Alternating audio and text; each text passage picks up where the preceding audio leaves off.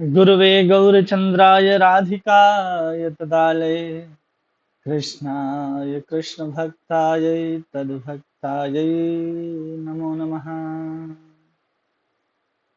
हरे कृष्ण। आप सभी वैष्णवों का, भागवतों का इस जैव धर्म के वीडियो में बहुत बहुत स्वागत है।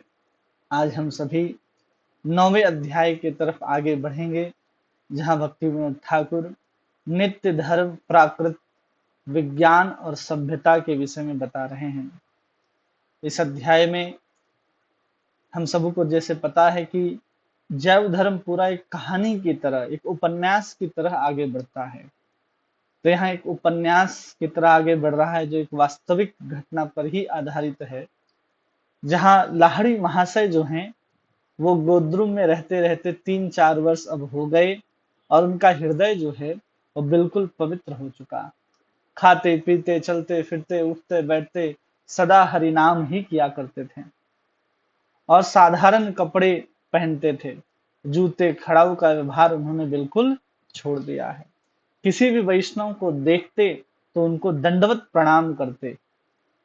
उनका जो अपने जाति का अभिमान था कि मैं ब्राह्मण कुल में उत्पन्न हुआ हूँ, वो अभिमान अब उनके अंदर बिल्कुल भी नहीं रहा। ढूंढ ढूंढ करके वैष्णव का उच्छिष्ट भोजन करते थे।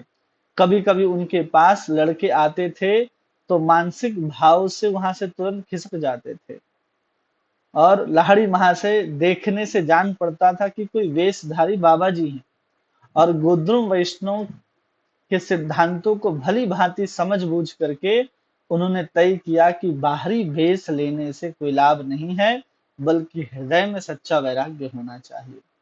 सनातन गोस्वामी के जैसे अपनी आवश्यकता के अनुसार चीजों को संकुचित करते चले गए और केवल अपने एक धोती को 4 टुकड़े में फाड़ दिया और फिर उनको कंधे पर डाल लेते थे, लेकिन अब भी यज्ञोपवीत उनके कंधे पर दिखाई देता था।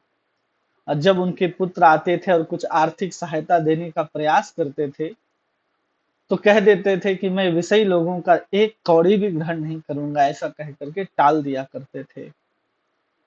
और एक बार जब चंद्रशेखर ने किसी उद्देश्य के लिए, चंद्रशेखर इनके ही पुत्र हैं, खर्च करने के लिए 100 रुपए देना चाहा, किंतु लाहिड़ी महाशय ने रघुनाथ दास गोस्वामी के चरित्र को याद करके अस्वीकार कर दिया।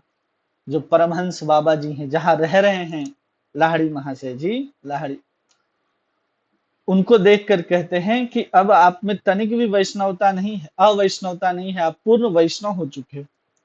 आप तो केवल वेश ही लिया, हमने तो केवल वेश ही लिया है, लेकिन आपने तो वैराग्य की शिक्षा भी ग्रहण कर ली। यदि आपका नाम भी वैष्णव नाम हो जाए तो अति सुंदर होगा। तो कहते हैं, अरे आप तो हमारे दादा गुरु जैसे हैं, आप जैसी चाहे वैसा कर सकते हैं। तब बाबा जी ने कहा कि अरे आपका घर शांतिपुर है, अतएव हम आपको अद्वैत दास कह करके बुलाएंगे, क्योंकि अद्वैत आचार्य का घर भी कहाँ है, शांतिपुर में है, इसलिए उनको अद्वैत दास कह करके बुलाएंगे। अब लाहिड़ी महाशय दंडवत प्रणाम करके नाम प्रसाद को ग्रहण करते हैं और फिर उस दिन से सभी लोग लाहिड़ी महाशय को अद्वैत दास कह करके पुकारने लगे। अब अद्वैत दास के एक बाल्य बंधु, बचपन के मित्र थे, जिनका नाम था दिगंबर चट्टोपाध्याय।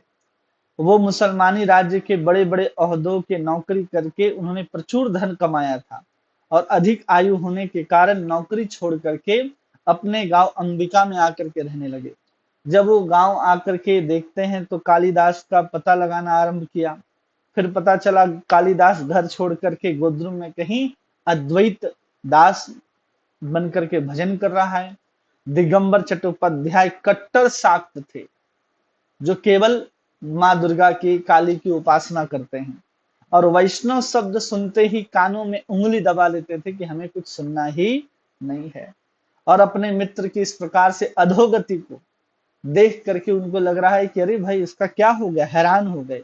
अपने सेवक को बुला करके कि नाव का तुरंत प्रबंध किया गया और वहां से तुरंत दिगंबर चट्टोपाध्याय जो हैं वो पहुंचते हैं गोद्रुम द्वीप। 6 घंटे में वे वहां से अंबिका से 6 घंटे में गोद्रुम पहुंचते हैं नाव के माध्यम से। कहा जाता है कि बड़े बड़े विद्वान उनके सामने नहीं टिक पाते थे, अरबी और फारसी का बहुत ज्ञान था, मौलवी भी उनके सामने थर्राते थे। उन्होंने एक तंत्र शास्त्र का रचना पढ़ करके बहुत सारे तर्क आदि को संग्रह करके ग्रंथ लिखा, जिसका नाम था तर्क संग्रह, और अनेक श्लोकों की टीकाओं उन्होंने प्रगाढ़ पांडित्य का परिचय दिया। और वही तंत्र संग्रह लेकर के और तर्क संग्रह लेकर के तेजी से नाव के ऊपर सवार हो गए, और जब पहुंच जाते हैं गोध्रुम, तो एक चतुर मनुष्य को समझा बुझा करके भेजते हैं कि जाओ अद्वैत दास के पास जाओ। अब अद्वैत दास जी अपनी कुटी में बैठ करके हरिनाम कर रहे थे, और उसी समय दिगंबर चट्टोपाध्याय के द्वारा एक चतुर व्यक्ति जिसको समझा बुझा करके भेजा गया है, वो जाते हैं और दंडवत प्रणाम करते हैं। अब अद्वैत दास जी पूछते हैं उस आगंतुक से कि किस प्रकार आना हुआ, कौन हो तुम? तब वो हाथ जोड़ के बताते हैं कि दिगंबर चट्टोपाध्याय ने आपके पास भेजा है और पूछा कि कालिदास को मेरा नाम स्मरण है या नहीं। तो अद्वैत दास जी कहते हैं कि दिगंबर कहाँ है वो तो मेरा बाल्य बंधु है, बचपन का मित्र है, मैं क्यों भूल सकता हूँ? क्या उन्होंने वैष्णव धर्म ग्रहण कर लिया? तो चतुर व्यक्ति ने कहा कि वो नाव पर बैठे हैं, वो वैष्णव हुए कि नहीं हुए ये मैं नहीं जानता। अब अद्वैत दास जी ऐसा कहते हैं, वो घाट पर क्यों है, कुटिया पर क्यों नहीं आए? तो अद्वैत दास जी की बात को सुन करके आगंतुक जो है वहां से चला गया, और 1 घंटा बीते न बीते ही 3-4 सज्जन दिगंबर चट्टोपाध्याय के साथ अद्वैत दास के कुटी में आ पहुंचे। अब दिगंबर बचपन से ही बड़े आदर चित्त के व्यक्ति थे, पुराने मित्र को देख करके उनका अंतःकरण आनंद से पुलकित हो गया। अब उन्होंने अपने निम्नलिखित पद खुद से उन्होंने लिखा था, उस पद को गाना प्रारंभ किया और आलिंगन लगाते हैं अद्वैत दास को, जो पहले लाहिड़ी महाशय बाद में कालिदास फिर अद्वैत दास हुए। तो कहते हैं, कौन कह रहा है ये बात? ये चट्टोपाध्याय जी कह रहे हैं। काली कौन जानता जननी तेरी लीलाओं को त्रिभुवन में, कभी पुरुष हो कभी प्रकृति हो, कभी मत होती रण में, रचती सृष्टि विधाता बनकर पुनः नाश करती बन शंकर, बनकर विष्णु व्यस्त तुम रहती जीवों के परिपालन में, कृष्ण रूप में वृंदावन में मुरली बजाई थी उपवन में, नवदीप में गौर रूप में सभी रमाया कीर्तन में, कौन जानता जननी तेरी लीलाओं को त्रिभुवन में। ऐसा एक स्वरचित पद को गाते हैं, और दिगंबर जी उनके समीप बैठ गए एक कुशा आसन में, और बताते हैं कितने दिनों के बाद भेंट हुआ। अब कहने लगते हैं कि मैं कहाँ जाऊं, तुम तो वैरागी बन गए, न देवाय न धर्माय। पंजाब से न जाने कितने आशाओं को लेकर के हम आए थे कि हम हमारे जितने भी मित्र थे उन सब का नाम यहाँ पर वर्णन है, गिरीश, ईसो पागला, धनुआ, कल्लू बढ़ई, कांति भट्टाचार्य, सब मर चुके हैं, केवल मैं और तुम बचे हैं। और हम सोचे थे कि हम सब गंगा पार करके आएंगे और अंबिका पधारेंगे, और वहां जो हमारे जीवन की शेष घड़ियां बची हैं उसमें हम तंत्र पढ़ पढ़ कर जीवन को बिता देंगे। लेकिन किंतु हाय रे दुर्भाग्य, तुम तो पूरे गोबर निकले। ऐसा अद्वैत दास को कह रहे हैं। अच्छा, तो ये बताओ कि तुमने यह क्या कर रखा है? अद्वैत दास देखते हैं कि बड़ा विकट आदमी से पाला पड़ा है, किसी प्रकार बाल्य बंधु हाथ से छुटकारा मिले तभी कुशल हो। ऐसा सोच करके कहा, दिगंबर क्या तुम्हें याद नहीं है कि एक दिन हम लोग अंबिका में गुल्ली डंडा खेल रहे थे और पुरानी इमली के पेड़ के नीचे जा पहुंचे? दिगंबर ने कहा, हाँ हाँ खूब याद है, गौरीदास पंडित घर के निकट इमली के पेड़ में जिसके नीचे गौर निताई बैठे हैं। अद्वैत दास, हाँ हाँ भाई, खेलते खेलते तुमने कहा था ना कि इस इमली पेड़ को मत छूना, यहाँ फूफी का लड़का इसी के नीचे बैठा था, छूने से कहीं तुम भी वैरागी ना हो जाओ।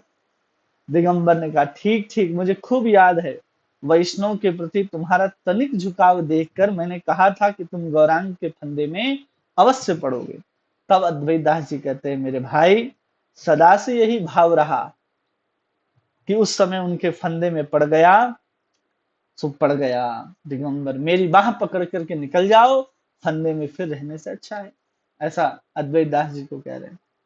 अब कहते हैं अद्वैत, नहीं भाई, मुझे तो यहाँ ही बहुत बड़ा आनंद आ रहा है, इसी जाल में अच्छा लग रहा है।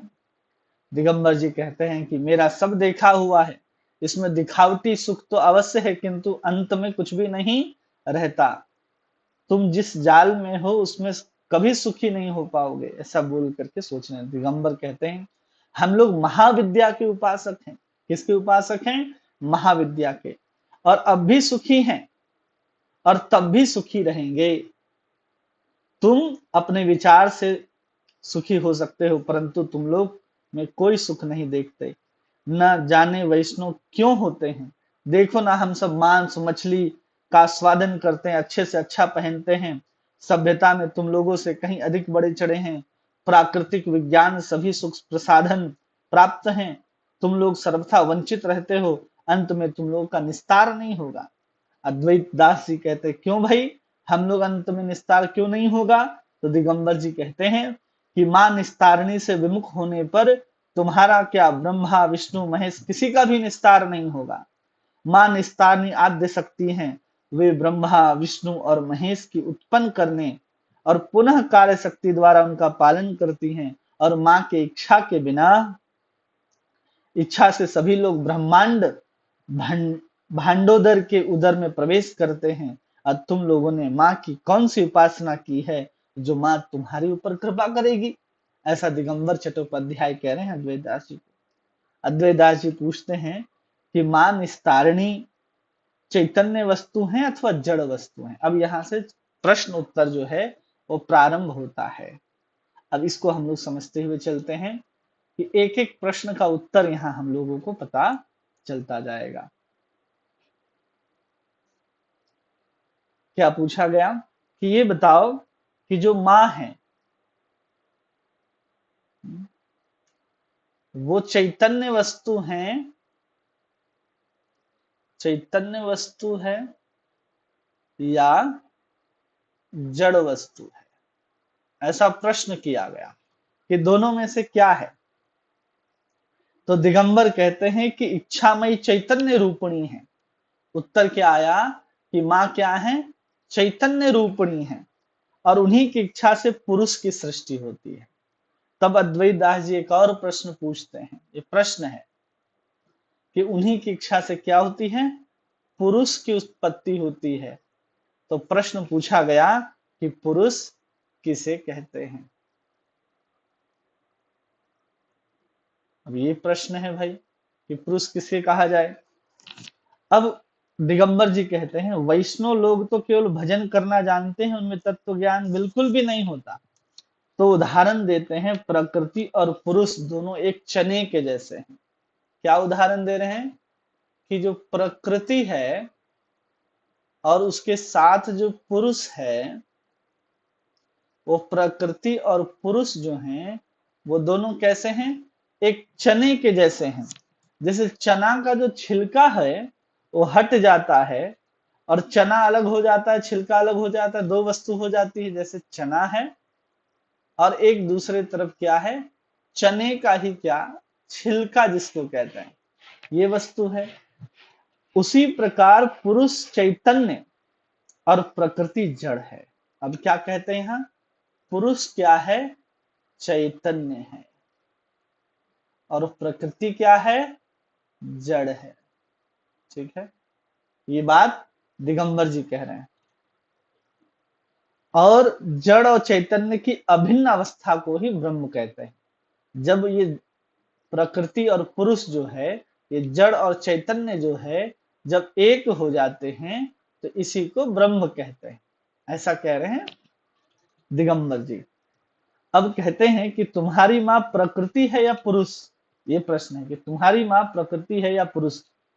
तो कहते हैं कि कभी पुरुष है और कभी नारी, कभी पुरुष है और कभी नारी, ऐसा उत्तर देते हैं। अब कहते हैं कि चने के छिलके के भीतर प्रकृति और पुरुष दो छिलके दल की भांति रहते हैं, उनमें से तुम्हारी माँ और कौन तुम्हारा पिता है? तो दिगंबर जी कहते हैं अच्छा तुम तत्व जिज्ञासा कर रहे हो तो सुनो, वास्तव में माँ कौन है? तो माँ है प्रकृति, ठीक है। और जो पिता है वही पुरुष है और वही चैतन्य है। वही क्या है? चैतन्य है। अद्वैत दास जी कहते हैं तुम कौन हो? तो कहते हैं पास बद्धो भवे जीव हो पास मुक्त सदा शिव। कि मैं पास से, मैं जब माया में बद्ध हूं तो माया बद्ध होने के कारण मैं जीव हूं, और जैसे ही माया से मुक्त हो जाऊंगा मैं सदा शिव हो जाऊंगा। ये सिद्धांत बताते हैं। और फिर अगला प्रश्न पूछते हैं कि तुम पुरुष हो या प्रकृति हो? तो फिर से कहते हैं कि जीव जो है वो एक पुरुष है, ऐसा कहते हैं, और माँ जो है वो प्रकृति है। जब मैं बद्ध हूं तो वो मेरी माँ है। ये प्रकृति जीव की क्या है? माँ है। लेकिन यहाँ पर कंडीशन रखते हैं, कब? बद्ध, बद्ध अवस्था में। और फिर कहते हैं जब मैं मुक्त हो जाऊंगा तब, जब मुक्त हो जाएंगे हम माया से तो वो मेरी नारी हो जाएगी अथवा स्त्री पत्नी हो जाएगी। ये सिद्धांत प्रस्तुत करते हैं। अद्वैत अद्वैत दास जी कहते वाह, तुमने क्या अच्छा तत्व तो समझाया है। जो अभी बद्ध अवस्था में तुम्हारी माँ है वही मुक्त अवस्था में तुम्हारी स्त्री हो जाएगी, तुम्हारी पत्नी हो जाएगी। ये तत्व तो तुम्हें कहाँ मिला? इतनी बड़ी बेवकूफी, ये कैसे तुम कर सकते हो? तो कहते भाई मैं वैष्णव वैष्णव कहता हुआ घूमता नहीं था। मैं सन्यासी ब्रह्मचारी तांत्रिक सिद्ध पुरुषों का सत्संग करता था। दिन रात तंत्र शास्त्र का अध्ययन करके मैंने तत्व ज्ञान को प्राप्त किया है। यदि तुम चाहो तो मैं भी तुम्हें तैयार कर सकता हूँ। अब यहाँ द्वैत दास जी मन ही मन सोच रहे हैं कि बड़ी बुरी कुसंग में फंसा है। अच्छी बात है, मुझे एक बात और समझा दो, वह यह कि सभ्यता क्या है और प्राकृतिक विज्ञान किसे कहते हैं? अगला प्रश्न क्या करते हैं द्वैतदास जी, ये हमें बता दो कि सभ्यता किसे कहते हैं? सभ्यता और प्राकृतिक विज्ञान किसे कहते हैं?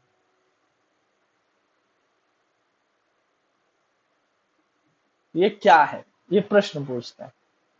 तब दिगंबर जी उत्तर देते हैं कि भद्र समाज में भद्र ढंग से बातें करना और अच्छे ढंग से पेश आना, साधारण लोग जिसमें संतोष हो वैसे कपड़े पहनना, इस प्रकार भोजन करना कि जिससे किसी को किसी प्रकार की घृणा ना हो, तुम लोग इन तीनों में से एक भी नहीं करते।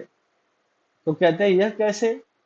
तुम लोग दूसरे समाज में नहीं जाते, नितांत सामाजिक व्यवहार करते हो, मधुर भाषण में लोक रंजन किसे कहते हैं ये वैष्णव लोग जानते ही नहीं है। लोगों को देखते ही कहते हैं हरि नाम करो, हरि नाम करो। इसके अतिरिक्त और कोई दूसरी सभ्य बातें नहीं है। तुम लोगों की वेशभूषा देखकर कोई सहज ही सभा तक में बैठने नहीं देता।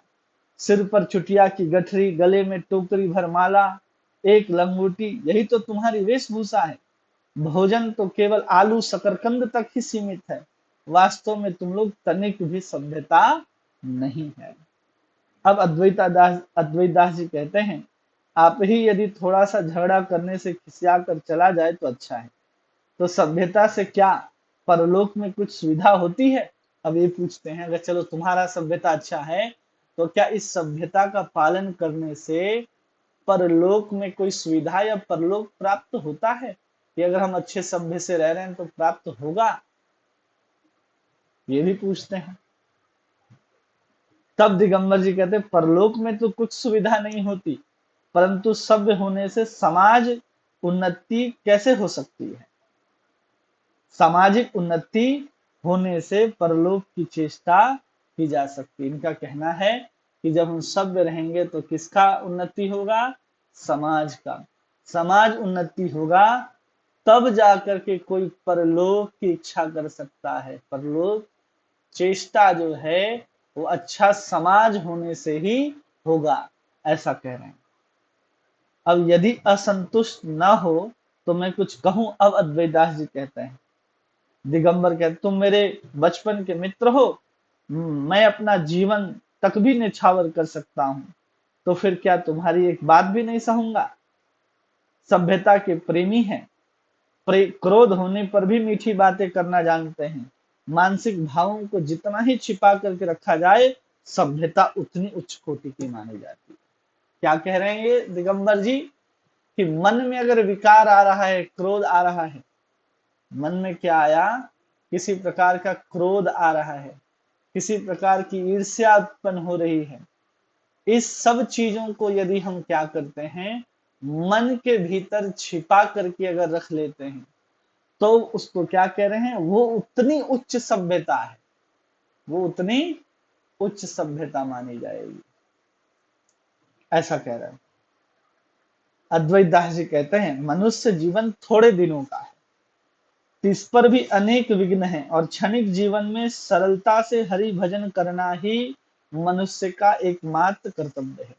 और सभ्यता सीखने का तात्पर्य है आत्मा को धोखा देना। अब यहाँ पर क्या कह रहे हैं, ये सभ्यता की जो बात है, इसके उत्तर में क्या कह रहे हैं कि अगर हम अल्प आयु मिला है, अल्प आयु में अगर हम सभ्यता सीखते रहेंगे, तो हम क्या करेंगे, अपनी आत्मा को धोखा दे रहे हैं। सभ्यता अगर कोई सीख रहा है, तो उसमें क्या है, आत्मा को धोखा देने जैसा है।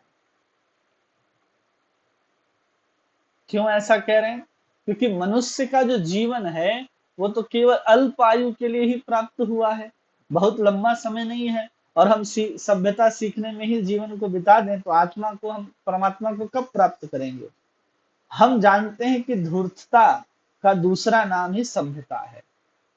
ये कौन कह रहा है, ये कह रहे हैं अद्वैत दास जी कि सभ्यता किसको कहते हैं, तो कहते हैं धूर्तता का दूसरा नाम ही सभ्यता है, और कुछ भी नहीं है।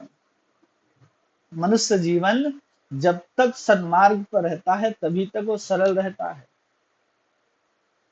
और जैसे जैसे कुमार्ग पर अग्रसर होने लगता है, वो मीठी मीठी वाणियों से लोक रंजन करना प्रारंभ कर देता है। हाँ? अपने कुमार्ग पर पर्दा डालने के लिए अधिक शब्द बनने लगता है। आज का समाज भी वैसे ही है। हम अपने आप को क्या दिखा रहे हैं कि देखो हम परम सभ्य हैं, हमसे सभ्य व्यक्ति तो दूसरा संसार में पैदा ही नहीं हुआ। और उसके लिए हम क्या कर रहे हैं, अपने अपने कुकर्मों पर हम सभी पर्दा डालते हैं कि अरे कोई न देख ले हमारे कर्म को। हम हैं पापी, लेकिन अपने कर्मों को, हम अपने काले कर्मों को क्या करते हैं, पर्दे के पीछे रख लेते हैं। तो इस पार से देखने वाला व्यक्ति, उसको लगता है कि इधर जो व्यक्ति है, जो अपने कर्मों को छिपा रहा है, ये अत्यंत सभ्य है, लेकिन वास्तव में ये सभ्य है नहीं है। और आज यही होता है, सभ्यता के नाम पर कोई गुण नहीं, सच्चा व्यवहार और सरलता ही गुण है। वास्तविक सभ्यता किसको कहेंगे, जहां पर वास्तविक व्यवहार होगा। कैसा व्यवहार होना चाहिए, सच्चा व्यवहार होना चाहिए, और उसके साथ साथ सरलता होनी चाहिए। तब जाकर के हम उसको कहेंगे कि हाँ ये गुण है, तब जाकर के हम उसको सरलता कहेंगे। जहाँ धूर्त है, अपने कुकर्म पर पर्दा डाला जा रहा है, हम बुरे हैं अच्छे दिखाने का प्रयास, उसको सभ्यता कहेंगे नहीं। सभ्यता शब्द का अर्थ है सभा में बैठने की योग्यता। सभ्यता का अर्थ क्या है, तो बताते हैं सभा में बैठने की योग्यता, इसी को कहते हैं सभ्यता, और कुछ भी नहीं है, ऐसा कहते हैं। यदि निष्पाप सभ्यता कहीं मिल सकती है, तो केवल वैष्णवों के पास मिल सकती है। और ऐसी जो निष्पाप जो सभ्यता है, वो कौन है, वैसा समाज, सभ्य समाज, तो केवल और केवल वैष्णवता का जो समाज है, वही केवल सभ्य समाज है, जो पाप से बिल्कुल मुक्त है। और तुम जिस सभ्यता की बात कर रहे हो, उससे जीव के नित्य धर्म का कोई संबंध नहीं है कि हम अच्छा पहने, अच्छा खाएं, अच्छा दिखावा करें, इससे हमारा नित्य धर्म क्या प्राप्त हो जाएगा। नित्य धर्म क्या है, कि जीवेर स्वरूप है नित्य कृष्ण दास के, हम कृष्ण के दास हैं। जन साधारण को मुग्ध करने वाली वेशभूषा ही यदि सभ्यता है तो वैश्याएं तो तुम लोग से कहीं अधिक सभ्य हैं, क्योंकि कोई भी वैश्या जो है वो सबसे ज्यादा अधिक तैयार होती है। तो एक वैश्या सबसे अधिक सरल सभ्य मानी जाएगी, क्योंकि अगर वेशभूषा ही पहनना सभ्यता है तो। और वस्त्र के संबंध में तो केवल इतना ही माना जाता है कि आवश्यकता अनुसार शरीर ढका रहे और साफ सुथरा रहे, कोई दुर्गंध ना हो। आहार के संबंध में क्या है, केवल और केवल पवित्रता होनी चाहिए। अगर हम आहार कर रहे हैं तो कैसी होनी चाहिए, केवल पवित्रता का आहार होना चाहिए। परंतु तुम लोग के मत के अनुसार आहार केवल स्वादिष्ट होना चाहिए। जो तथाकथित जो समाज है, जो सभ्य समाज, वहां पर क्या होना चाहिए, स्वाद होना चाहिए। पवित्र हो या नहीं हो इससे कोई फर्क नहीं पड़ता। मद्यमान स्वभाव से ही अपवित्र है और उनका भोजन पान करने से सभ्यता होती है। वो एक पाप आचरण के अतिरिक्त और कुछ नहीं है।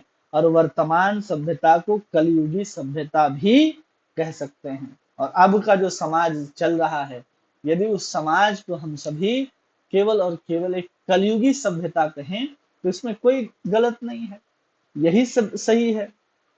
क्योंकि हम जिस सभ्यता में आज जी रहे हैं, जहां पर केवल दिखावा करना ही सभ्यता है कि हम अच्छे हैं, तो ऐसे दिखावा जो है वो कलयुग की सभ्यता है।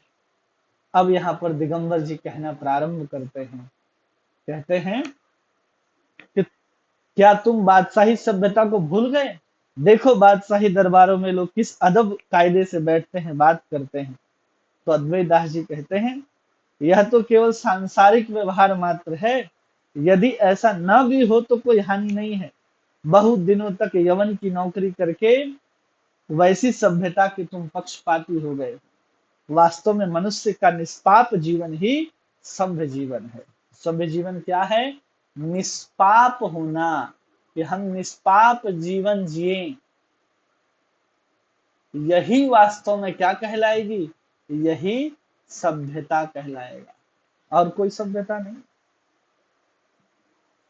और फिर कहते हैं कि पाप वृद्धि के साथ साथ कलयुगी सभ्यता की उन्नति विडंबना नहीं तो और क्या है। अभी जो हो रहा है उस सभ्यता में हम केवल अपने आप को पाप करते हैं, और इस पाप में हम क्या करते हैं, पर्दा डालते हैं। अच्छे बात करके, अच्छा पहन करके, अच्छा खा करके, दिखावा करके, ये सब करके हम अपने पाप पर पर्दा डालते हैं, और उसी को कहते हैं कि यही कलयुगी सभ्यता हो जाएगी, और कुछ भी नहीं है। दिगंबर कहते हैं आधुनिक विद्वानों के मतानुसार वर्तमान सभ्यता मनुष्यता की कसौटी है। जो सभ्य नहीं है वो मनुष्य कहलाने के अधिकारी नहीं है। ऐसा कहते हैं आजकल के जो तथा कथित कहीं से आए होंगे विद्वानगण, वो कहते हैं कि स्त्रियां सुंदर सुंदर वस्त्र अलंकार से सजाना और दोषों को छिपाना ही आधुनिक सभ्यता का मूल लक्षण है। बताओ ये कौन सा है, ये आधुनिक जो अच्छा नहीं है। ये आधुनिक सभ्यता के विषय में बात हो रही है। अब आधुनिक सभ्यता में क्या है, जो स्त्री है वो क्या करेगी, अपने आप को सुंदर बनाएगी और केवल आभूषणों के द्वारा अपने आप को सजाने का प्रयास करेगी, और अपने दोष को छुपाने का प्रयास करेगी। दोष को छिपाने का जो प्रयास करे, उसी को आज के समाज में सभ्यता का मूल लक्षण कहा गया कि सुंदर बनो, दोष को छिपा लो, आप सभ्य हो गए। अद्वैत दास जी कहते हैं यह सिद्धांत भला है या बुरा है, इसका विचार स्वयं कर सकते हो। तुम जिन लोगों को विद्वान कहते हो, मेरी समझ में केवल धूर्त हैं, और कुसंस्कार के कारण कुछ दोषों को छिपाने की सुविधा प्राप्त करने के लिए असरल सभ्यता के पक्षपाती बन गए हैं। उनके समाज में कौन सा सुख प्राप्त करेंगे। धूर्त सभ्यता का गौरव व्यर्थ तर्क और शारीरिक बल के द्वारा सुरक्षित होता है। दिगंबर जी कहते हैं किसी किसी का कहना है कि संसार में क्रमशः ज्ञानी समृद्ध ज्ञान की समृद्धि हो रही है और ज्ञान समृद्धि के साथ साथ सभ्यता भी उन्नत हो रही है। क्या कह रहे हैं, आज के समय में ज्ञान समृद्ध हो रहा है और ज्ञान के समृद्धि होने से धीरे धीरे सभ्यता भी क्या हो जाएगी, समृद्ध हो जाएगी, ऐसा कह रहे हैं। इस प्रकार ज्ञान की समृद्धि सभ्यता की उन्नति होगी और शीर्ष बिंदु पर पहुंचने पर जगत स्वर्ग हो जाएगा और ऐसे धीरे धीरे क्या हो जाएगा, जगत ही स्वर्ग बन जाएगा, ऐसा कह रहे दिगंबर जी। अद्वैताश जी कहते हैं कि चांडू खाने की गप है, जो ऐसी बातों पर विश्वास करते हैं उनके विश्वास की बलिहारी, बलिहारी उनके साहस की जो ऐसी ऐसी बातों का अंधविश्वास के साथ प्रचार करते हैं। ज्ञान दो प्रकार का होता है। अब यहाँ पर बताना प्रारंभ करते हैं अद्वैत दास। अरे ज्ञान की अगर तुम बात करो तो ज्ञान दो प्रकार का होता है। एक ज्ञान को कहते हैं लौकिक ज्ञान और दूसरे ज्ञान को कहते हैं अलौकिक ज्ञान। ज्ञान दो प्रकार का हो गया। अब यहाँ पर कह रहे हैं कि तुम किस वाले की बात करते हैं। परमार्थिक ज्ञान की वृद्धि से हो रही है ऐसा तो विश्वास नहीं होता। ये अलौकिक ज्ञान की अगर हम बात करें तो इसी को कहते हैं हम सभी पारलौकिक या पारमार्थिक ज्ञान। तो कहते हैं आजकल तो कोई पारमार्थिक ज्ञान का विकास तो देखने के लिए नहीं मिल रहा है। जहां देखो वहां केवल लौकिक ज्ञान ही मिल रहा है। अलौकिक ज्ञान वृद्धि होने की संभावना है और जहां परमार्थिक ज्ञान होना चाहिए वो परमार्थिक ज्ञान भी आज की सभ्यता में विकृत हो रहा है। वो भी क्या हो गया, विकृत हो गया है, ये बताते हैं। अब कहते हैं कि जीवों का लौकिक ज्ञान से नित्य ज्ञान की वृद्धि होने की क्या संभावना है, क्योंकि लौकिक ज्ञान नित्य संबंध ही क्या है। ये जो लौकिक ज्ञान है ये संसारिक ज्ञान है और इससे नित्य ज्ञान नित्य धर्म का कोई संबंध है ही नहीं। ये यहाँ पर समझाया जा रहा है कि लौकिक ज्ञान से नित्य धर्म का कोई संबंध नहीं है, दूर दूर तक कोई संबंध नहीं है। ये अलग है और ये अलग है, इसका कोई संबंध नहीं। और फल ये हो रहा है कि मूल तत्व की ओर झुकाव कम होने से मैं यहाँ स्वीकार करता हूँ कि लौकिक ज्ञान की जितनी वृद्धि हो रही है असरल सभ्यता भी उतना ही बढ़ता जा रहा है। जितना हम लौकिक ज्ञान को ग्रहण करते जाएंगे उतना ही जो कलियुगी सभ्यता है उसकी वृद्धि होती चली जाएगी। लौकिक ज्ञान, इसलिए लौकिक ज्ञान को इतना बढ़ा दिया गया, इतना परोस दिया जा रहा है सबके सामने कि अब आगे चल करके केवल कलयुगी सभ्यता ही बन जाए और आगे चल करके लोगों की केवल दुर्गति होनी है। अब पूछते हैं कि भाई ऐसा क्यों? तो अद्वैताश जी कहते हैं मैंने पहले ही बताया कि मानव जीवन थोड़े दिनों के लिए ही मिला है। कुछ समय के लिए मानव जीवन मिला है और थोड़े दिनों में पथिक की भांति परमार्थ के लिए प्रस्तुत रहना चाहिए। पांथ व्यवहार की उन्नति के लिए समय नष्ट करना मूर्खता है। लौकिक ज्ञान चर्चा जितनी हो अधिक बढ़ेगी, पारमार्थिक विषयों के अनुशीलन के लिए समय उतना ही कम हो जाएगा। हम जितना अपने आप को संसार में लगाते जाएंगे उतना हम भगवान से दूर होते चले जाएंगे, उतना कम समय हमें भगवान के लिए मिलेगा। और मेरी धारणा तो यह है कि जीवन निर्वाह की आवश्यकता के अनुसार ही लौकिक ज्ञान और व्यवहार किया जाए। कितना लौकिक ज्ञान करना चाहिए? तो कह रहे हैं जीवन निर्वाह के लिए जितना आवश्यक है, जीवन निर्वाह के लिए जितना आवश्यक है उतना ही हम क्या करेंगे, लौकिक ज्ञान लेंगे और उतना ही हम संसार से व्यवहार करेंगे। परंतु उक्त प्रयोजन से अधिक लौकिक ज्ञान और उसकी सहचरी सभ्यता को अपनाने से कोई फायदा नहीं है। पार्थिव चकाचौंध कितने दिनों तक रहेगी? तब कहते हैं दिगंबर जी मुझे तो अच्छा वैरागी से पाला पड़ा है, तो फिर समाज क्यों किसी भी काम की चीज नहीं है? अब ये पूछते हैं कि बताओ समाज किसी काम का नहीं है? तब कह रहे हैं अद्वैत दास जी कि मनुष्य को जैसा समाज मिलेगा उससे वैसे ही लाभ मिलेगा। यदि वैष्णव समाज मिल गया किसी को, जो जैसे समाज में रहता है वैसे ही लाभ मिलेगा। अगर किसी को वैष्णव समाज मिल गया तो अच्छा संबंध हो गया, अच्छे कार्यों में लगेगा। और किसी को कोई अवैष्णव का समाज मिल गया जहाँ कोई भी भक्त नहीं है, तो उसको वैसा ही समाज मिलेगा, वैसे ही जीवन अपनाने के लिए मिलेगा। अच्छा जाने दो, इस बात को बतलाओ कि प्राकृतिक ज्ञान और विज्ञान किसे कहते हैं। तो यहाँ तंत्र के अनुसार बता रहे हैं दिगंबर जी कि तंत्र में प्राकृतिक विज्ञान का अनेक प्रकरण है, और प्राकृतिक जगत में जितने प्रकार का ज्ञान, किसके अनुसार बता रहे हैं अब, यहाँ पर तंत्र के अनुसार,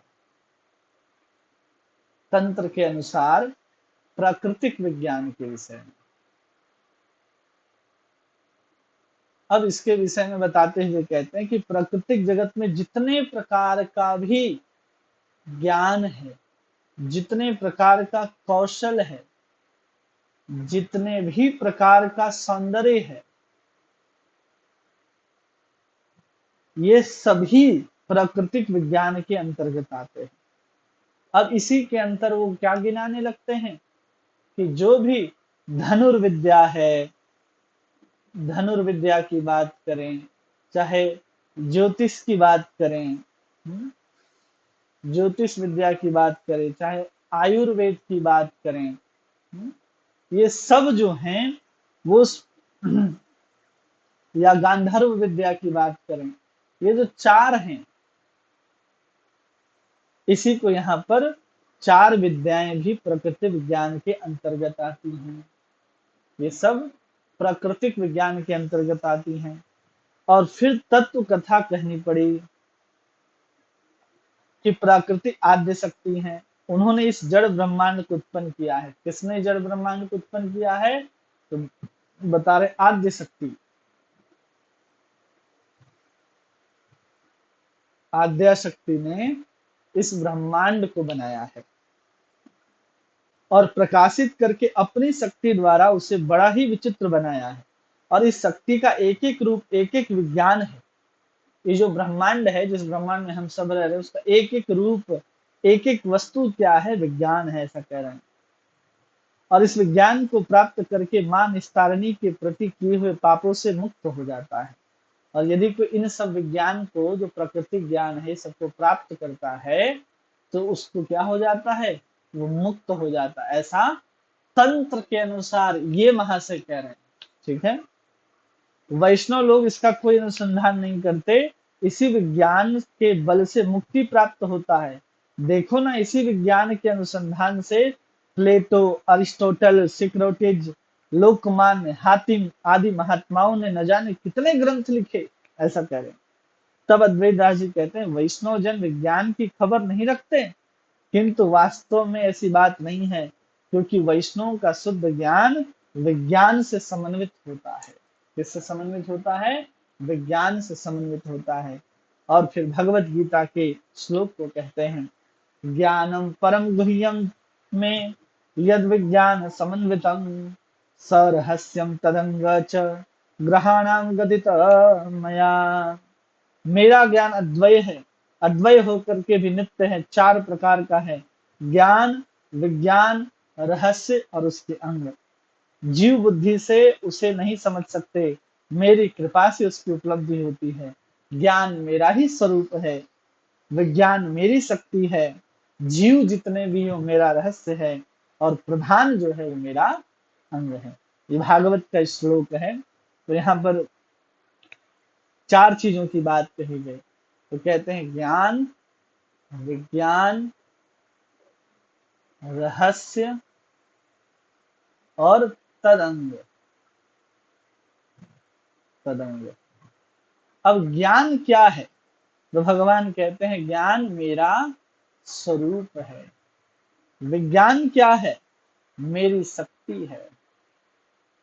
रहस्य क्या है, जीव है। तदंग क्या है, तो प्रधान है। ठीक है, तो यहाँ पर विज्ञान जो है, मेरी शक्ति की बात करते हैं तो इसको भक्ति भी कहा जाता है। ठीक है, ऐसा भागवत में श्रील प्रभुपाद बताते हैं। और सृष्टि के पहले ब्रह्मा की उपासना से संतुष्ट होकर भगवान ने उन्हें वैष्णव धर्म का इस उपदेश दिया था कि विज्ञान से समन्वित मेरा जो अत्यंत गोपनीय ज्ञान है, उसका जो रहस्य है और उसके समस्त अंगों को तुम से कह रहा हूं, तुम ग्रहण करो। ज्ञान दो प्रकार का होता है, एक शुद्ध ज्ञान और एक विषय ज्ञान। एक को कहते हैं शुद्ध ज्ञान और एक को कहते हैं विषय ज्ञान।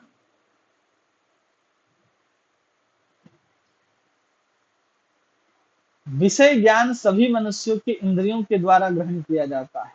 ये किसके द्वारा ग्रहणीय है? ये हमारे प्राकृतिक इंद्रियों के द्वारा, विषय इंद्रियों के द्वारा ग्रहण किया जाता है। लेकिन जो अप्राकृतिक है, जो शुद्ध ज्ञान है, अब उस शुद्ध ज्ञान के विषय में कहते हैं चित्त वस्तु है।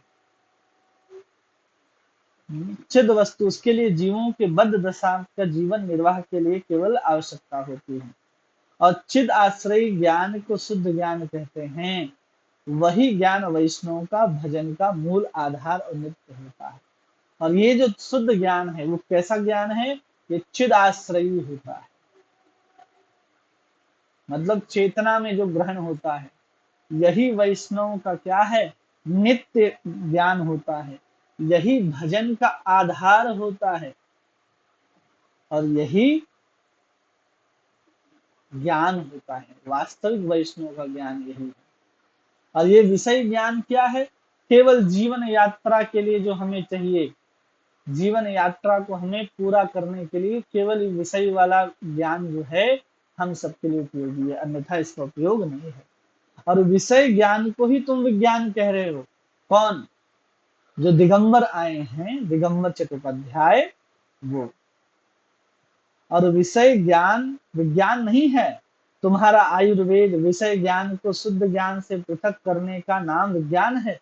और विषय ज्ञान से विलक्षण शुद्ध ज्ञान को विज्ञान कहते हैं। विषय ज्ञान से विलक्षण शुद्ध ज्ञान को जानना, कि जब हम विषय जीवन जी रहे हैं और विषय जीवन जीते जीते हम शुद्ध ज्ञान की तरफ आगे बढ़े, इसी को क्या कहते हैं? विज्ञान कह रहे हैं। यही विज्ञान है और कुछ भी नहीं है। वस्तु का ज्ञान और विज्ञान एक ही चीज है। साक्षात चित वस्तु की उपलब्धि को ज्ञान कहते हैं। जो चिद वस्तु की उपलब्धि हो जाए, जहां आत्मा परमात्मा का ज्ञान होने लग जाए, उसको ही यहाँ पर ज्ञान कहा जाता है। चिद वस्तु की उपलब्धि को ज्ञान कह रहे हैं।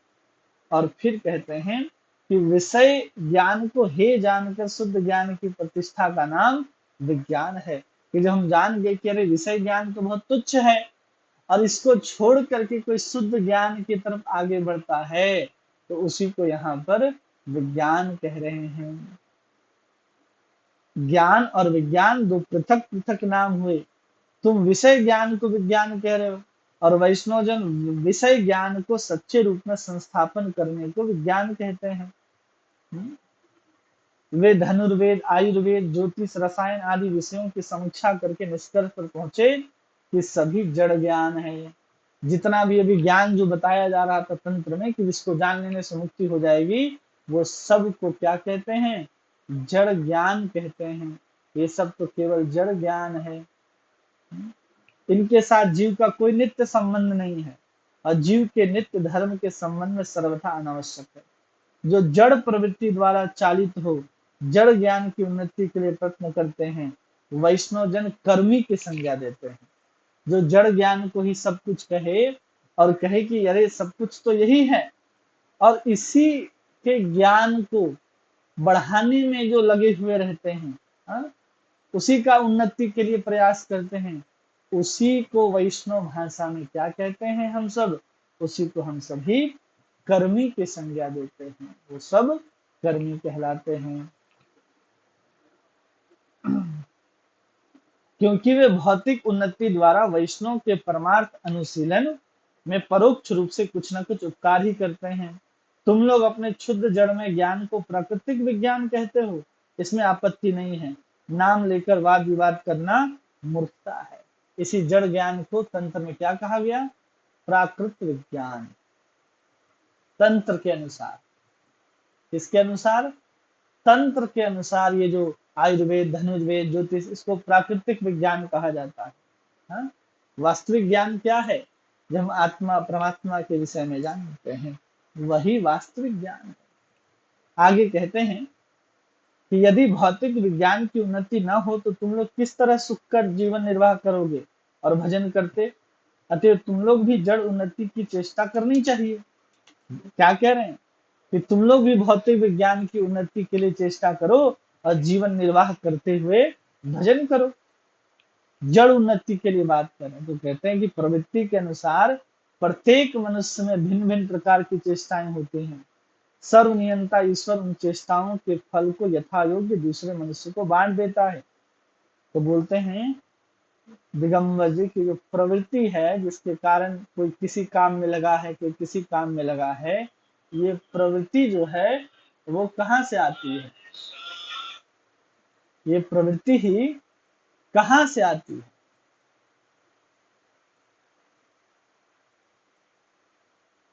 हर लोग कहे कि तुम वैज्ञानिक बन जाओ, कोई कहे कुछ बन जाओ, कोई कहे कुछ बन जाओ, तो उनको पूरा ज्ञान ही नहीं है। आजकल जो ये भीमवादी मनुवादी हैं, ये इसी पचड़े में पड़े कि सब वैज्ञानिक बन जाओ और खुद गोबर छापें।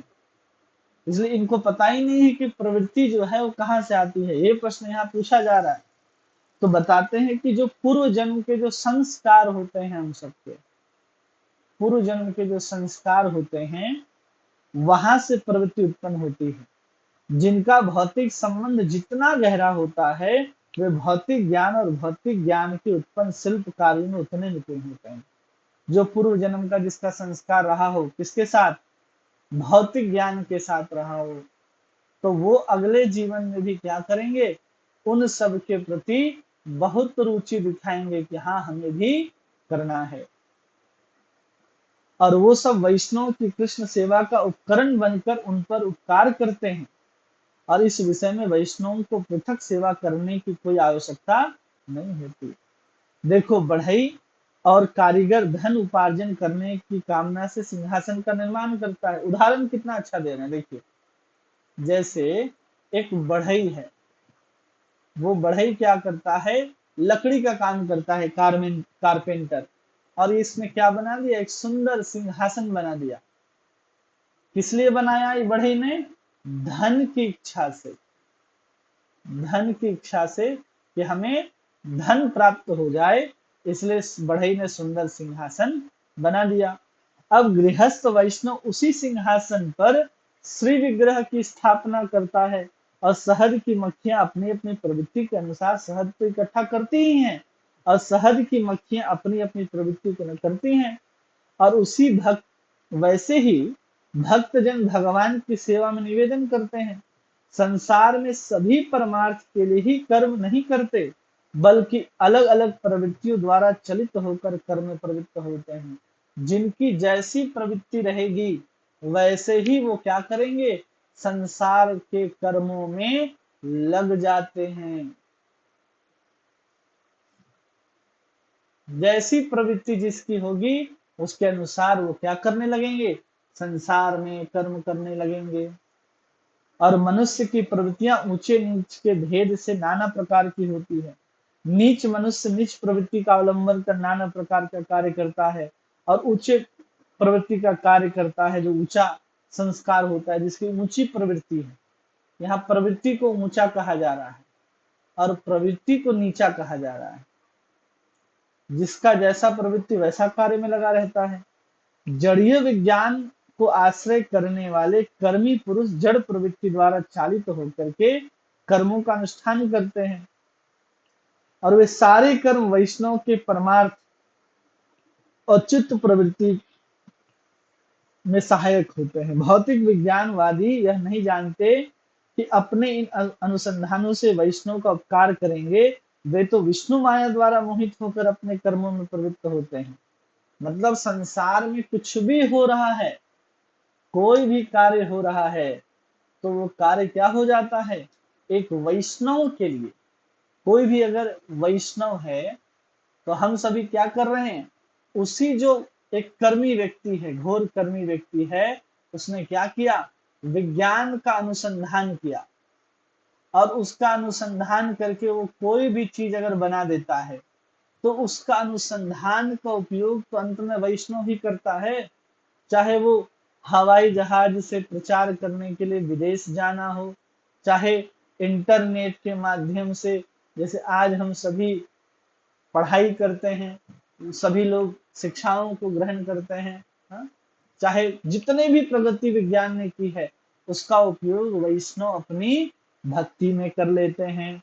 और ये कर्मी जन कैसे करते हैं? ये सब विष्णु माया के वशीभूत होकर के करते हैं। और जो भी विष्णु माया करते हैं के द्वारा कर्मी जन कार्य करते हैं विज्ञान और किसी भी क्षेत्र में कर्मी बन करके, उन सब का फायदा कौन उठाते हैं? एक वैष्णव उठाते हैं और सब कुछ करने लगते हैं। अब यहाँ दिगंबर जी पूछते हैं कि अच्छा ये बताइए, फिर ये जो विष्णु माया है, ये विष्णु माया फिर किसको कहते हैं? सब कुछ समझ गए, लेकिन अब हमें ये बताइए कि ये विष्णु माया जो है वो किसको कहेंगे? बोले बहुत बहुत अच्छा प्रश्न है। तो बताते हैं, मार्कंडे पुराण में ऐसा लिखा है, चंडी महात्म्य में लिखा है। क्या लिखा है? कह रहे हैं महामाये हरे शक्त्या सम्मोहितम जगत इत्यादि कहे गए हैं, वही विष्णु माया है। अब दिगंबर कहते हैं कि हम मां निस्तारिणी कहते हैं, वे कौन है? अद्वैत दास जी कहते हैं कि वही विष्णु माया है जिसको तुम आद्य शक्ति मां निस्तारिणी कह रहे हो, वही विष्णु माया है। दिगंबर जी अपनी तंत्र की पुस्तक खोल करके दिखाते हैं, यहाँ देखो, मेरी माँ चैतन्य रूपणी इच्छामयी त्रिगुणातीत त्रिगुण अधिकारिणी रूप में कही गई हैं।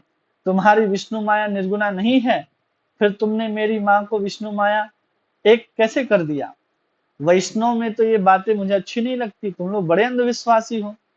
अब अद्वैत दास जी समझाते हैं, भाई दिगंबर बिगड़ो नहीं, बहुत दिनों के बाद तुम मिले हो, मैं तुम्हें संतुष्ट करता हूँ। विष्णु माया कहने से क्या दोष है?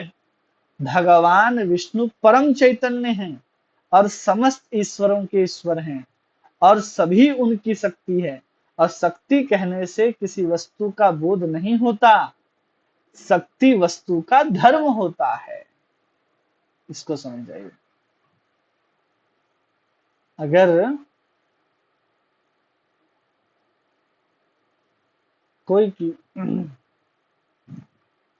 विष्णु माया अगर कहा जा रहा है, विष्णु माया, ठीक है, और वही क्या है?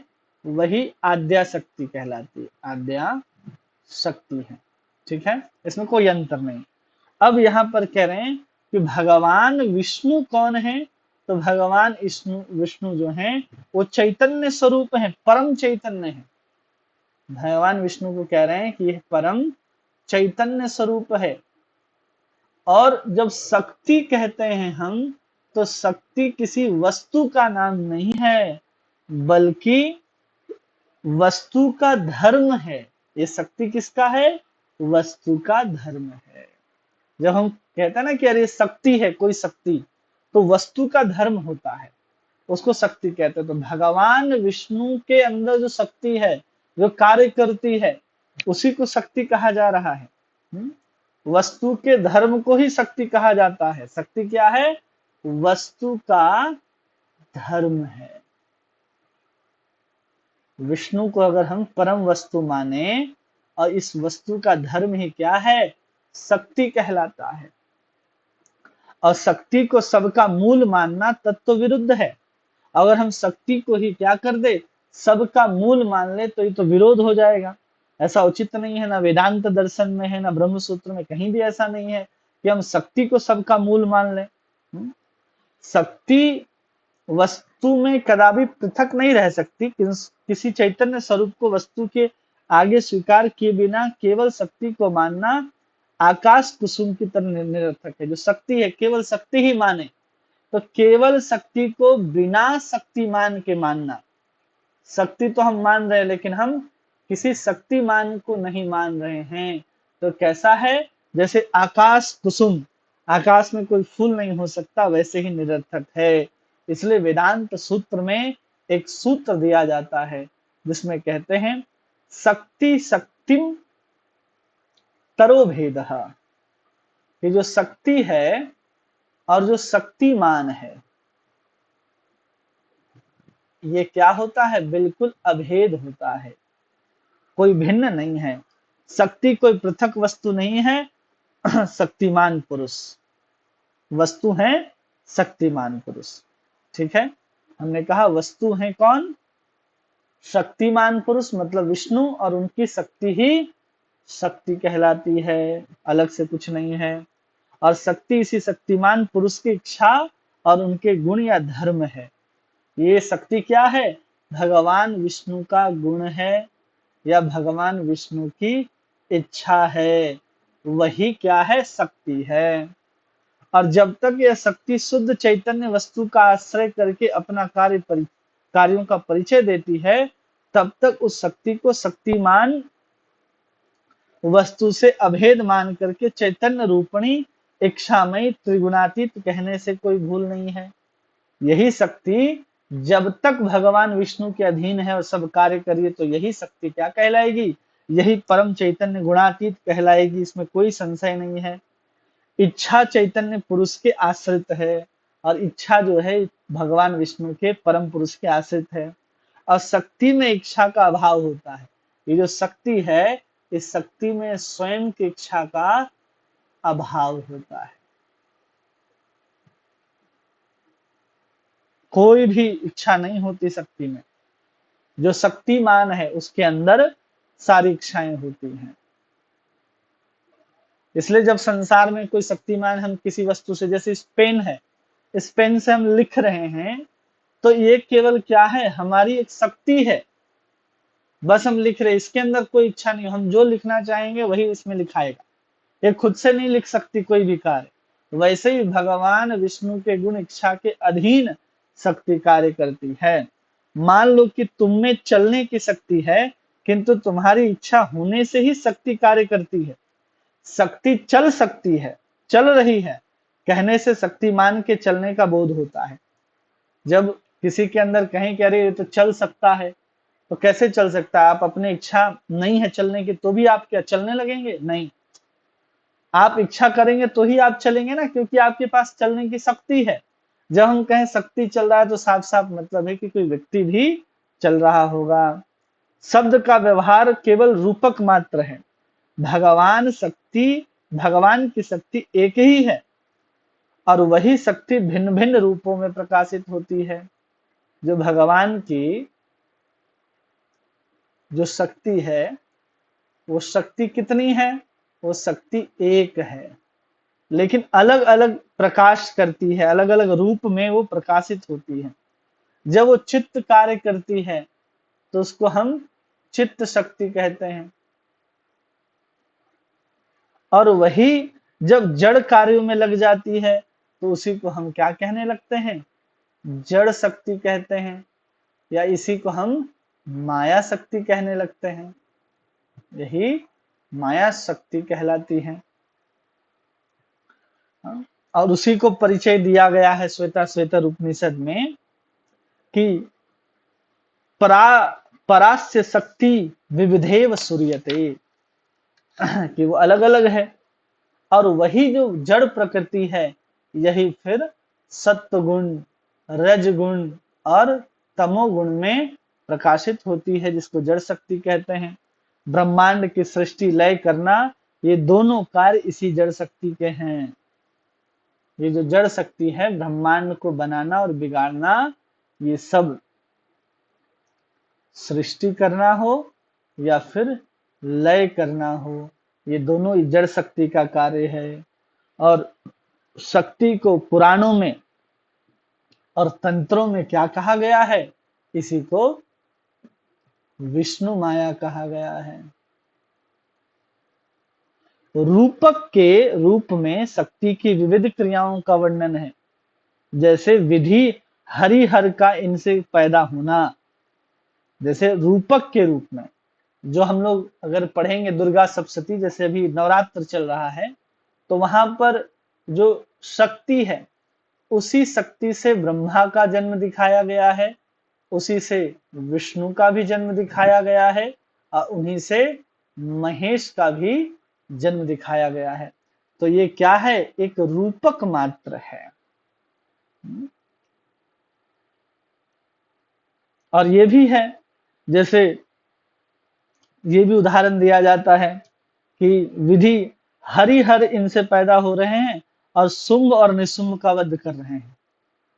हम लोग कहते हैं शुंभ निशुंभ विरादे महिषासुर घाती। तो ये जो है वहां पर रूपक के रूप में दिखाया जाता है। जीव जब तक विषयों में निमग्न रहता है तभी तक इस शक्ति के अधीन रहता है। जीवों का शुद्ध ज्ञान उदय होने पर अपने स्वरूप का जब बोध हो जाता है, साथ ही साथ वो माया के बंधन से मुक्त हो जाता है और उस समय जीव चित्त शक्ति के अधीन रह करके चिदानंद का उपभोग करता है। ये सब कब है? ऐसा जब भ्रम में कब तक रहेंगे? जब तक हम बद्ध हैं, तो हम इस जड़ माया के अंतर्गत रहते हैं। जैसे ही मुक्त हो जाते हैं हम, तो हम मुक्त अवस्था में चित्त शक्ति के अधीन हो जाते हैं। अब तुम लोग किसी शक्ति के अधीन हो या नहीं? ये प्रश्न पूछा गया कि बताओ कि तुम लोग किसी शक्ति के अधीन हो या नहीं? तो अद्वैत दास जी कहते हैं हाँ, हम सभी शक्ति के अधीन हैं। हम हैं कौन सी शक्ति हैं? जीव। हम सभी जीव शक्ति के अंतर्गत आते हैं। भगवान की एक शक्ति ना, जीव शक्ति, जिसको तटस्था भी कहते हैं, उसके अंतर्गत आते हैं। और माया शक्ति के बंधन से मुक्त होकर हम चित्त शक्ति, जीव शक्ति हैं हम। और जीव शक्ति किसके अंतर्गत आ गई है? माया शक्ति के अधीन आ गई है। और जब हम माया शक्ति से क्या हो जाएंगे? पुनः मुक्त हो जाएंगे, तो हम राधा रानी के आश्रय में चले जाएंगे। हम राधा रानी से के अधीन हो जाएंगे।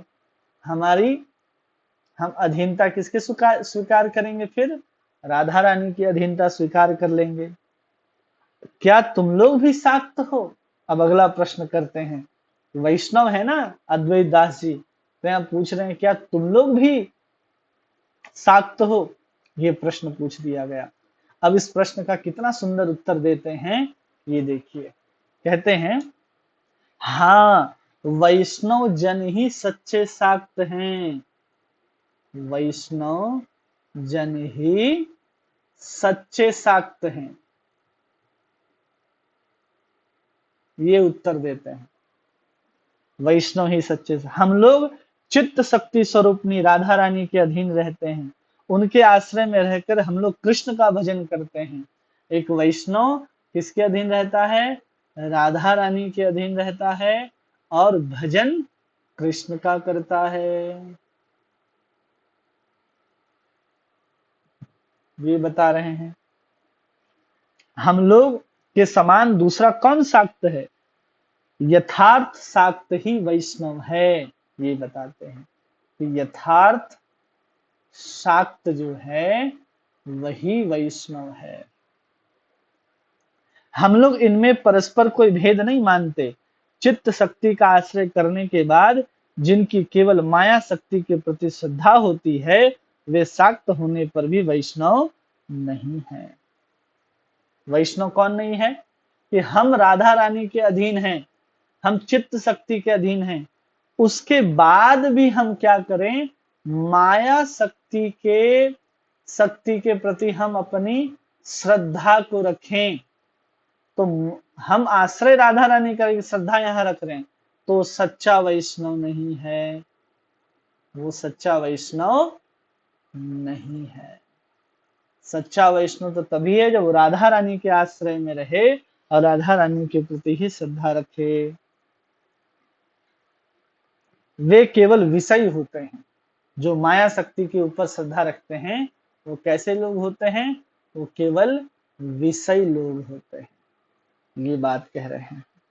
अब नारद पंचरात्र में भी दुर्गा देवी का वर्णन किया गया है।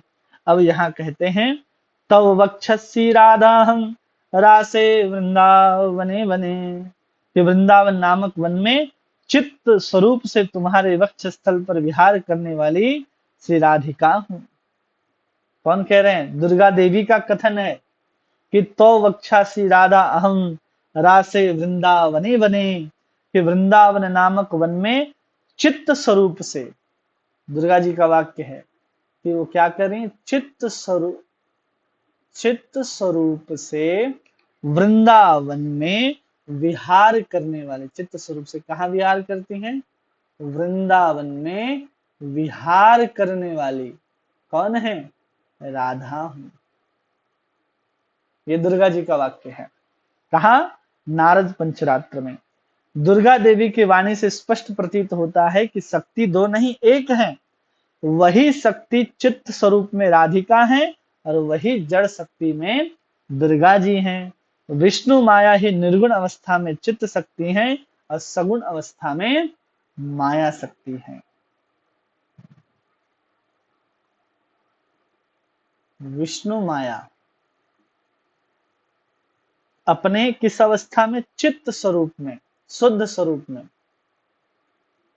क्या है? राधा है। और वही जब किस रूप में आ जाएंगे? जड़ स्वरूप में आ जाएंगे। जड़ स्वरूप में जब आ जाएंगे तो वही जड़ जगत, वही माया कहलाती है, यही दुर्गा कहलाती हैं। ये निर्गुण है, प्रकृति के तीनों गुणों से परे हैं और ये सगुण हो जाते हैं। प्रकृति के सभी गुण इसमें रहते हैं, सतुगुण, रजोगुण और तमोगुण। दिगंबर, तुमने कहा कि तुम जीव शक्ति हो, यह कैसे? पहले एक बात कही गई कि हम सब जीव शक्ति हैं जो तटस्था शक्ति के अंतर्गत आते हैं। वह कैसे? भगवान गीता के 7वें अध्याय में कहते हैं, भूमिराप 7वें अध्याय गीता में भगवान कहते हैं 4थे श्लोक से लेकर के 6ठे श्लोक तक कि भूमिराप अनलो वायु खम मनोबुद्धि रेवच अहंकार इतियम में भिन्ना प्रकृति अष्टधा अपरे मतिस्तन्यम प्रकृति वृद्धि में पराम जीव भूत महाभाव येदं धार्यते जगत एतत् योनि भूतानि सद्गुणित पदारहे अहम कृत्स्नस्य जगत प्रभवो प्रलयस्तथा। कि भगवान यहाँ 8 प्रकार की मेरी अप्रकृता अपरा प्रकृति है जिसको जड़ प्रकृति के नाम से जाना जाता है। वो कौन कौन सी है? तो जो पृथ्वी जल अग्नि वायु आकाश जो हैं, ये 5 महाभूत, उसके बाद 3 मन, बुद्धि और अहंकार, ये सब मिलाकर के 8 होते हैं। यही भगवान की क्या है? जड़ प्रकृति होती है। ये भगवान गीता में कह रहे हैं। और इस जड़ प्रकृति से श्रेष्ठ मेरी पृथक जीव स्वरूपा है। वह एक प्रकृति है जिसके द्वारा यह जड़ जगत समझा अथवा देखा जाता है। भगवान कह रहे हैं ना, जीव भूता महाबाहु ये एकदम धार्यते जगत। तो उसके बाद एक और प्रकृति है, कौन सी? जीव। ये तो जड़ प्रकृति, जीव प्रकृति है जिसके द्वारा ही जड़ जगत में कोई भी क्रिया होती है। दिगंबर, क्या तुमने भगवत गीता के महात्म्य सुना है? यह ग्रंथ समस्त शास्त्रों का सार है और सभी प्रकार के विवादों को मीमांसा को करने वाला है। जड़ जीव तत्व जड़ जगत से तत्वतः एक पृथक तत्व है। ये जो जीव तत्व है और ये जड़ तत्व है, दोनों अलग अलग तत्व हैं। दोनों अलग अलग तत्व हैं। जहां पर तत्वविद पुरुष तटस्थ शक्ति भी कहते हैं। इसी जीव शक्ति को क्या कहा जाता है? तटस्थ शक्ति कहा जाता है। यही जीव शक्ति है। और ये जीव शक्ति जो है, ये जड़ शक्ति से, जड़ प्रकृति से हमेशा श्रेष्ठ होती है। जड़ प्रकृति से हमेशा श्रेष्ठ कौन है? ये जीव है। वही भगवान कहते हैं अहंकार इतियम में भिन्ना प्रकृति अष्टधा, उससे श्रेष्ठ है अप्रिय मन्ना प्रकृति विद्धि नाम पराम। अब दिगंबर कहते, तुमने क्या भगवत गीता देखी है? अद्वैत, हाँ मैंने बहुत पहले इस ग्रंथ को पढ़ा है। उसमें तत्व कथाएं कैसी हैं? भाई दिगंबर, मनुष्य जब तक मिश्री नहीं खाता तब तक वह गुड़ का अधिक प्रशंसा करता है।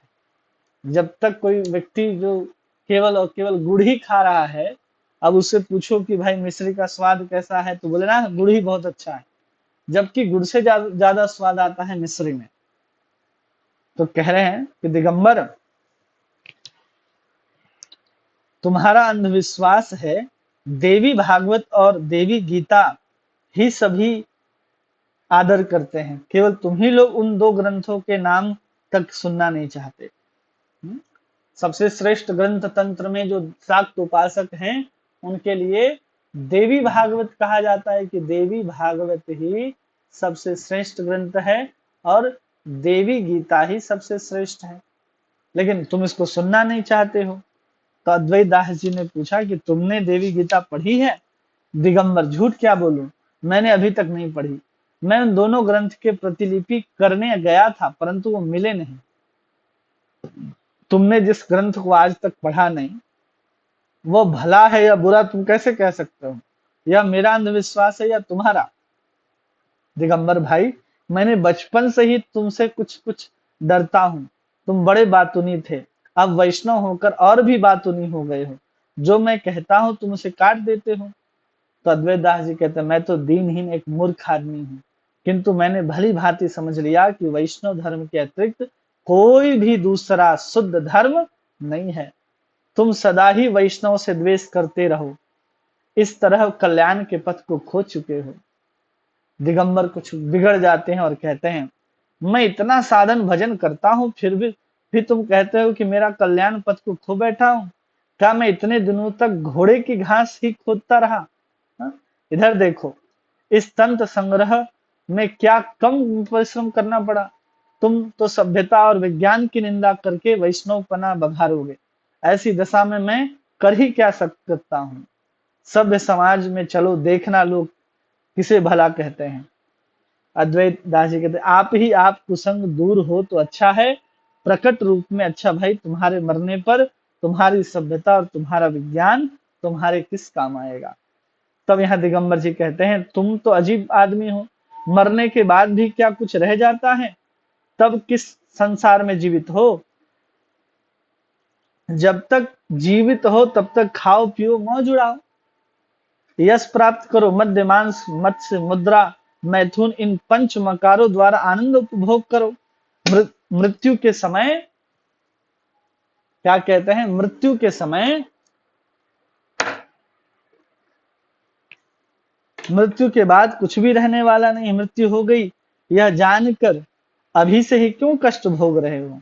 पंच महाभूत पंचभूतों में मिल जाएगा, उस समय तुम कहाँ रहोगे? ये संसार ही योग माया महामाया और माया है, ये तुम्हें सुख देती है, मृत्यु के पश्चात भी ये तुम्हें मुक्ति प्रदान करेगी। शक्ति के अतिरिक्त और कुछ भी नहीं है, शक्ति से निकले हो शक्ति में पुनः मिल जाओगे। अतएव शक्ति की सेवा करो, विज्ञान में शक्ति का बल देखो और प्रयत्न करके अपने योग बल की उन्नति करो। अंत में अव्यक्त शक्ति के अतिरिक्त और कुछ भी नहीं है। न जाने तुम लोगों ने कहां से चैतन्य पुरुष के चांडू खाने की गप खोज निकाली है। उस गप में विश्वास करके इस लोक में तो कष्ट पा ही रहे हो, परलोक में भी तुम्हारा कोई सुख नहीं रह सकते। पुरुष क्या काम है? पुरुष से क्या काम? शक्ति की आराधना करो, शक्ति में लीन होकर के नित्य अवस्थित रहो। अद्वैत दास जी कहते हैं, भाई तुम तो जड़ शक्ति को लेकर ही मुग्ध हो रहे हो। यदि चैतन्य पुरुष हो तो मरने के बाद तुम्हारा क्या होगा? सुख किसे कहते हैं? उत्तर है, मन के संतोष का नाम ही सुख है। समस्त भौतिक सुखों को त्याग कर मैं संतोष रूपी सुख का भोग कर रहा हूं। यदि बाद में कुछ रहता है तो वह भी मेरा ही है, तुम्हें संतोष नहीं है। जितना भोग करोगे भोग की और तृष्णा बढ़ती चली जाएगी। अभी तक समझ नहीं आया? केवल सुख सुख चिल्लाते चिल्लाते एक दिन पतन के गर्त में जाकर के गिरोगे। दिगंबर, मेरा जो कुछ होना है वो होकर रहेगा, किंतु आखिर भद्र समाज क्यों छोड़ दिया? तब कहते हैं कि भद्र समाज त्याग नहीं किया, उसे प्राप्त किया है और अभद्र का संग अब परित्याग करने की चेष्टा कर रहा हूं। अभद्र का संग मतलब? तो अद्वैत दास जी कहते हैं, क्रोध न करना। मैं सुनाता हूं भागवत के 4:3-33 के 4:30 33 के श्लोक को पढ़ते हैं और कहते हैं, यावते माया स्पृष्टः भ्रमाम इह कर्म भी तावद् भवत् प्रसंगानां संगसयान्नो भवे भवे। हे भगवान, जब तक आपकी माया से मोहित होकर कर्म मार्ग में भटकते रहेंगे, तब तक जन्म जन्मांतर में हमें आपके प्रेमी भक्तों का संग प्राप्त नहीं हो सकेगा। क्या कह रहे हैं कि जब तक माया से मोहित होकर के हम कहाँ भटकते रहेंगे, जब तक हम कर्म मार्ग में ही भटकते रहेंगे कि कर्म ही सब कुछ है, तब तक किसी भक्त का संग जो है वो प्राप्त नहीं हो सकता, प्राप्त नहीं होगा, ये कहा जा रहा है। और फिर हरि भक्ति विलास एक ग्रंथ है, उसके 10वें अध्याय के 294 नंबर श्लोक में कह रहे हैं, असिद्धि सह संगस्तु न कर्तव्य कदाचन यस्मात् स्वार्थहीनः स्यादश्च पातश्च जायते। कर्मियों और ज्ञानियों की स्थिति हीन और असत पुरुषों का संग नहीं करना चाहिए। किसका नहीं करना चाहिए? कर्मी का भी संग नहीं करना चाहिए और ज्ञानियों का भी संग नहीं करना चाहिए, क्योंकि ऐसे कुसंग से सब प्रकार के पुरुषार्थ नष्ट हो जाते हैं और नीच गति की प्राप्ति होती है। हाँ? और भी कहते हैं उसी हरि भक्ति विलास से 10वें स्कंद के 224 नंबर श्लोक को उदाहरण देते हैं और कहते हैं, वरम हुतज्वलः पाप जरांत व्यवस्थिता न सौरी चिंता विमुख जनः संवासैवै ससं। चाहे आग में जल करके मर जाऊं, चाहे पिंजड़े में सदा के लिए बंद पड़ूं, लेकिन कृष्ण चिंता से, कृष्ण से जो विमुख जन है उनका संग नहीं चाहता। भागवत में भी कह रहे हैं, सत्यम शौचम दया मौनम बुद्धि ही श्रेयस क्षमा समोदमो भोगश्चित यत संगादयति संक्षयम तेषां शान्तेषु मूढ़ेषु खंडित आत्मा सुसाधुषु संगम न कुर्यात् एषिषु योषित क्रीड़ा मृगेषु च। जिनके संग से सत्य, शौच, दया, वाणी, संयम, बुद्धि, धन, संपत्ति, लज्जा, यश, क्षमा और इंद्रियों का संयम और ऐश्वर्य, इन सद्गुणों का नष्ट होता हो, इन अत्यंत शोचनीय जो स्त्रियों के खिलौने बने हैं, ऐसे अशांत, मूढ़, देहात्मदर्शी असत पुरुषों का संग नहीं करना चाहिए। यहाँ पर इतने सारे गुण बताएं कि जिसके संग करने से सत्य बिगड़ता हो, शुद्धता बिगड़ती हो, दया बिगड़ती हो, वाणी बिगड़ता हो, संयम बिगड़ता हो, बुद्धि खराब होती हो, धन व्यर्थ हो जाता हो, लज्जा चली जाती हो, यश मान प्रतिष्ठा कम हो जाता हो, हृदय के अंदर जो क्षमा है वो समाप्त हो जाती है, इंद्रियों को अपने वश में रखने का जो शक्ति है वो नष्ट हो जाती है, तो समझना चाहिए हम किसी कुसंग में रह रहे हैं। और भी गरुड़ पुराण का उदाहरण देते हैं, अंतर्गतोपि वेदानां सर्वशास्त्र विद्यपि यो न सर्वेश्वरो भक्तस्तम विद्यात पुरुषाधमम। वेद वेदांतों का अध्ययन करने पर भी, अन्य संपूर्ण शास्त्रों के ज्ञाता होने पर भी कृष्ण भजन नहीं करता, वो अत्यंत नीच पुरुष समझना चाहिए। सब पढ़ लिया लेकिन कृष्ण का भजन नहीं करता तो सबसे नीच पुरुष है। भागवत में कहते हैं, प्रायश्चिंतानि चरणानि नारायण परांगमुख ना निष्पनन्ति राजेंद्र सुरा कुंभी मिवापगः। जिस प्रकार अनेक नदियों के जल में धोने पर भी शराब का घड़ा पवित्र नहीं होता, उसी प्रकार बड़े बड़े प्रायश्चित बारंबार किए जाने पर भी भगवत विमुख मनुष्य पवित्र नहीं कर सकते। क्या उदाहरण दे रहे हैं, ये जो नदी का जल है उससे बार बार शराब का घड़ा धोगे तो घड़ा शुद्ध होने वाला नहीं है। उसी प्रकार जो भगवान से विमुख लोग हैं, या बार बार हम प्रायश्चित करेंगे तो हम कभी भी पवित्र नहीं हो सकते। स्कंद पुराण में भी कहा गया है, हिंति निंदन्ति वेद्वेष्टि वैष्णवान अभिनंदिति क्रुध्यते जाति न हर्ष दर्शने पतनानि सत। कोई यदि वैष्णव को क्या करता है, वैष्णव को मारता है, वैष्णव की निंदा करता है, वैष्णव से द्वेष करता है, वैष्णव का आदर नहीं करता, उनके प्रति क्रोध प्रकाश करता है, उन्हें देख करके अप्रसन्न हो जाता है, ये सब क्या है? ये 6 प्रकार के वैष्णव अपराध बताए गए हैं। ये क्या है? वैष्णव अपराध हैं, जिसको नहीं करना चाहिए, अधःपतन के कारण है। अब इन असत संगों से जीव का कल्याण नहीं हो सकता और ऐसे समाज में रहने से है कोई लाभ भी नहीं है। अब दिगंबर जी कहते इन असत संग से जीवों का कल्याण नहीं हो सकता, तो ऐसे समाज में रहने का क्या लाभ? दिगंबर जी कहते अच्छा भले आदमी से बातें करने आया था, अच्छी बात है, तुम शुद्ध वैष्णव का संग करो, मैं अब अपना घर चलता हूँ। ऐसा अब कहते हैं कि अरे तुम अब अपने वैष्णव लोगों के साथ रहो, अब हम घर चलते हैं। अद्वैत दास जी मन में ही ठीक है, रास्ते पर आ रहा है, अब इसे कुछ मीठी बातें करना उचित है। घर तो जाओगे किंतु तुम मेरे बाल्य बंधु हो, इसलिए तुम्हें छोड़ने की इच्छा नहीं होती। कृपा करके जब यहाँ आए तो थोड़ी देर यहाँ ठहर करके प्रसाद आदि पाकर ही जाना। दिगंबर कहते हैं कालिदास, तुम तो यह जानते हो कि मैं खाने पीने में बहुत ही परहेज रखता हूँ, केवल एक ही बार ही थोड़ा सा हविष्यान्न खाता हूँ, चलते समय खाकर आया हूँ। तुमसे मिलकर मुझे बड़ी प्रसन्नता हुई, अवकाश मिला तो फिर मिलने आऊंगा। रात में ठहर नहीं सकता क्योंकि गुरु की दी हुई पद्धति के अनुसार कुछ क्रियाएं करनी पड़ती है, अब मुझे आज्ञा दो। अब अद्वैत दास जी कहते अच्छी बात है, तो फिर चले जाओ, नाव तक तुम्हें छोड़ आता हूँ। दिगंबर जी कहते नहीं नहीं, इसकी आवश्यकता नहीं है, तुम अपना काम करो, मेरे साथ कोई आदमी है। ऐसा कह करके दिगंबर काली माता दुर्गा के संबंधी गीत को गाते गाते चले गए। इधर अद्वैत दास जी एकाग्र होकर के अपने कुटी में हरि नाम भजन में लीन हो गए। तो इस प्रकार हम सभी ने 9वें अध्याय में प्रकृति को समझा, सभ्यता को समझा और वास्तविक विज्ञान क्या है उसको भी हम लोगों ने समझा। मूल रूप से हम लोगों ने इसमें क्या समझा? सभ्यता को जाना कि सभ्यता में क्या विशेषता है, सरलता और निष्पाप होना यही सभ्यता को ऊंचा ले जाएगा। और फिर हमने समझा विज्ञान किसको कहते हैं, तो ज्ञान से, जो जड़ ज्ञान से हमें चिद ज्ञान तक जाना ही विज्ञान है, यहाँ बताया गया।